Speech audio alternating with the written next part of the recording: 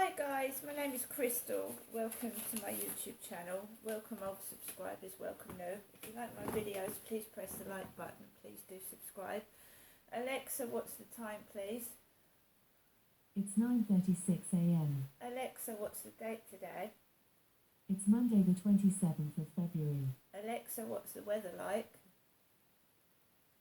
In Rochester, it's 4 degrees Celsius with clear skies and sun. Today, you can expect showers, with a high of 7 degrees and a low of 1 degree. Alexa, can you tell me a joke? What's the best thing about Switzerland? I don't know, but their flag is a big plus. Right guys, so this thing I've got wrong with me at the moment, I don't know what it is. Obviously I might have to phone up the gynecology department and have that Marina coil fitted. Maybe it's to do with that, my menstrual cycle. I don't know what it is at the moment, that's why I'm trying to get hold of a doctor. I've got this buzzing sensation right at the bottom of my legs leading up to my head and face, and it's like a vibrating horrible sensation. It's not, and you know, you worry about your veins being blocked or something, you know. I'm 54, I'm not a young woman. So I'm you know, I've fallen over about a month ago. I fell over, I got up out of bed and my leg went numb and I fell over. I put that down to my leg being gone to sleep. The leg came back to life, but I've had this funny like butterfly sensations in my leg ever since. It feels like butterflies. I can feel the blood going through my veins, and also when I walk on my feet, there's like it's a really odd sensation. I can't describe it, and I just wanted to get it checked out to make sure there isn't anything wrong, because you can. They did tell me I had high cholesterol, and I'm going to keep an eye on that. Yesterday I tried to like get on with things and ignore this sensation I've got. It's really, really horrible. It's irritating. It's like when you've got toothache, but you haven't got toothache. It's like an itchy, buzzy sensation going through my feet. And I thought maybe it could be an allergy or something like that, but it's very, very irritating. So I polished my nails blue last night, so I've got blue nail varnish on. So I polished my nails blue, sat there. Everything was irritating me, and I'm not in pain. It's not a pain as such, it's just an irritating, vibrating, buzzing sensation. I've got a bit of tinnitus in my ear, and tinnitus is where you can hear if it sounds like a heartbeat in your ear. About every January, February I get some sort of infection due to the cold weather. I've got face pain anyway, and I usually get some sort of infection like sinusitis or something when the weather gets really cold. And yesterday I went out onto the field and the hailstones went all over my head, and they, you know, hailstones hurt, don't they? When they come down they hurt. I didn't have my hat on and they came down on my head and it was really cold. So I thought, all right, I'll ring the doctors. I mean, I haven't spoken to a doctor for months now, apart from going up to gynecology. And, you know, it's the same usual thing, same familiar voices, receptionist voices. I mean, I remember calling the surgery up, we ain't got nothing, there ain't no appointments, we ain't got nothing. That's on my videos. So today I rang dead on 8, there's no appointment. Fair enough, there's nothing I can do, there's no need to get cross. I feel like shit. I don't know whether it's a cold, whether it's just going to go away by itself, I hope so. And I'm not in the mood to argue with anybody, right? He was coughing quite badly upstairs. downstairs, and it's like I can't even sit still in my flat and be left alone. You know, what is that? June used to do it.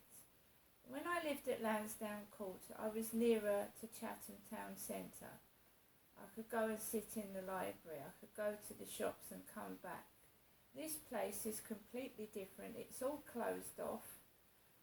Rochester High Street is all very nice, but there's no pound shop, there's no supermarkets, and it's expensive.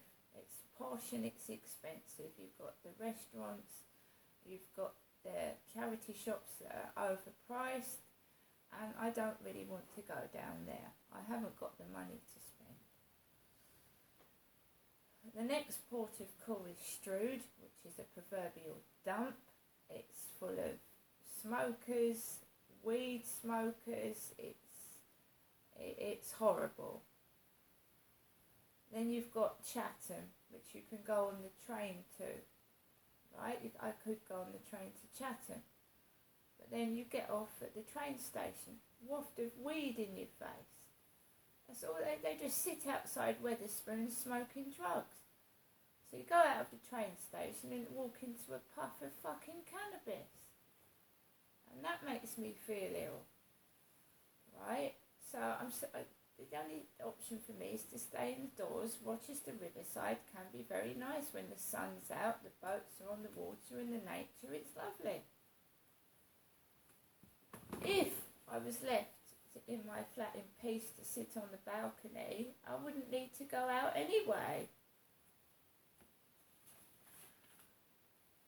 So we're going back to 2019 in my diary after I say that, what did that receptionist tell me to say at Maritime Health, tell me to do?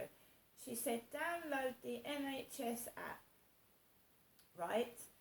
Elderly people might not be able to understand how to load the NHS app. Then it's not a case of just downloading the app, you know. You've got to have emails, you've got to have passwords, and for some elderly people that are confused, don't know what it's all about, it's difficult. And these receptionists, they're not going to help you download the app and get into it. I mean, it's ridiculous, stopping people's repeat prescriptions and telling them to download this app, which I'm 54, I've managed to download it to another phone. I've got to ask my email address, my phone number, my password, my NHS number, so you've got to know all this, and now I can't log into it because they're verifying my phone number. I can't log into the NHS app because they are verifying my phone number, and it's going to take 24 hours, right? My prescription isn't due till the 13th, so I've got like a bit of leeway to get this all sorted out, but some people might not have. It's an absolute nightmare, right? So I've downloaded the app, but I can't bloody use it. So I'm going to wait for a doctor to ring me back about a problem I've got at the moment and see if they can help. The issues that I've been having have been going on for quite a while, and you get fobbed off with Bonjela and bits of shit like that. And Bonjela's expensive. I've put Bonjela on it, by the way. It's like when you go to the dentist, it's an abscessed tooth. But they need £150 to have the tooth extracted. Money, money, money, money, fucking money. If you're a private patient, you could get seen the same day. But if you're NHS, you've got to wait ages, right? So, if it's a tooth, if it's a rotten tooth, right, which a bad tooth can lead to sepsis. It can lead to blood poisoning. I've been to the dentist umpteen times. It's not your teeth. It's not your teeth. I've been told it's an abscessed tooth. Then they said to me, you need a root canal, and they wanted £800. if it's a leaky filling, they want 150, and if you want it pulled out, it's going to cost over 100 quid as well. Yeah, but it's all leading up to like everybody says, it's the coronation. You know, all this pomp and fucking paying celebrities to do concerts for the King of England, and the country's in a dire state. There's no NHS dentist, people can't get a doctor, hospital staff are striking, and it's ridiculous. I'm sick and tired of it. So this diary of mine's been ongoing.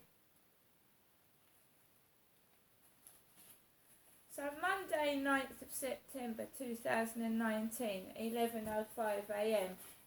Have things changed in 2 years? Well, I know they haven't changed in 12.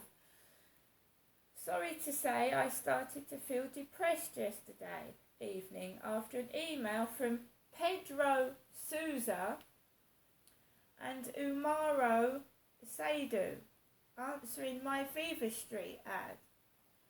Pedro Sousa said he was 18 and I'm a 50-year-old lady keeping a diary. So I watched a film about the crucifixion of Jesus Christ last night. Really brutal and bloody it was, and a film about being single, which I am, and I am still. So this morning it's raining outside. I've taken a call on WhatsApp, about half an hour of it. I've been sent photos of Roman baths in Bath. What did they send me pictures of Roman baths for?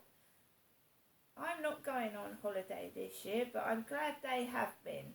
I can't afford it, neither do I drive, I don't smoke, and I rarely drink alcohol. Tomorrow I'm supposed to be visiting my parents at Durrell Gardens. So today is another boring doors-in day. Why should I get cold and wet for nothing? So going on to 223, it's the same thing, but this time I'm getting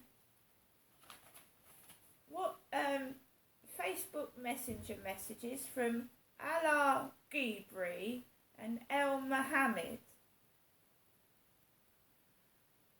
And the NHS app wanted my old mobile phone number, and the end part of it was 175878, and that phone's got busted. It doesn't work anymore, and the SIM card's broken. So we're going on to looking at 219, what was going on in 219, and I had a shopping list. What I have to carry on my own with no taxi: coffee, cat food, rabbit bedding food, cat litter, shampoo, conditioner, bubble bath, food for 3 days at least, bananas, carrots, mineral water, bits and bobs, DVDs, CDs, toothpaste, lockets and mints, because I've always had a sore mouth because of my teeth. So lockets, chewing gum, Bonjela help the pain. So Gail opposite me used to go out in taxis 7 days a week, one way, which was £5 from Lansdowne Court to the town centre. Right? I couldn't afford a taxi. The only reason I get taxis now is because my mum kindly pays for them. She pays for them, my mum does. She kindly does pay. My father's dropped dead since 2019. He hadn't been to a hospital for 2 years. They performed an autopsy on a dead man and took my father's fingerprints. The police did. Why they wanted a dead man's fingerprints, I don't know. But my father's had bigger fingers than me, and he didn't wear nail varnish either. Derek didn't, did he? So my dad had twice the size of hand span of mine, and his fingerprints were a lot bigger. So I don't understand why they took a dead man's fingerprints. So my dad's body was brutally cut up, which I think was unnecessary because he had a heart condition and he already had a DNR, do not resuscitate, if he had a heart attack again. So that was all on his records. So he was cut open to find the cause of death when he had COPD, chronic obstructive pulmonary disorder. He had arrhythmia. He had heart failure and he was expecting to die. So why did they need to perform an autopsy and cut my dad to pieces? And I saw the state of that body with the eyelids were sewn up, and it wasn't. It showed. It wasn't even covered up properly. Great big thick threading in both of his eyes.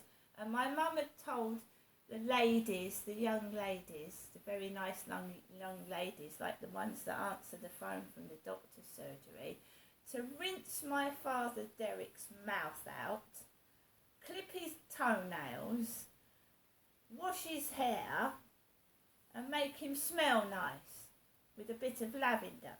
So what did they do? What did the Co-op funeral service do? They sewed my dad's eyelids up. They sewed his mouth up. They didn't rinse it out because they sewed it up. And they covered him in formaldehyde and lavender. So he smelt all right. He smelt chronic.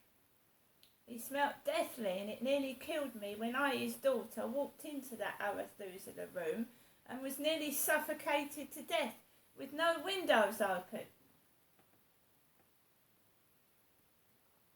Now this is all very funny, isn't it? Messing me and other people about, and we've lost loved ones through coronavirus when Boris Johnson was having parties at fucking Downing Street. I've done as I'm told, and I've obeyed rules, and I've been shat on. And fucking like, fuck you, Crystal, you ain't having a doctor, you ain't having nothing.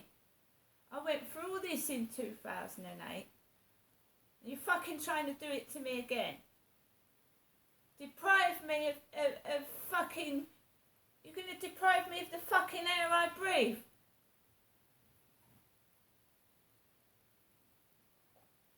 You've lost your toy, right? Get used to it. I ain't a fucking lapdog. I ain't gonna fucking run around and monkey about for nobody. I go out when I want to go out. I do what I want to fucking do. If you don't want to give me a doctor, don't give me a doctor. I'll fucking treat myself. See you later.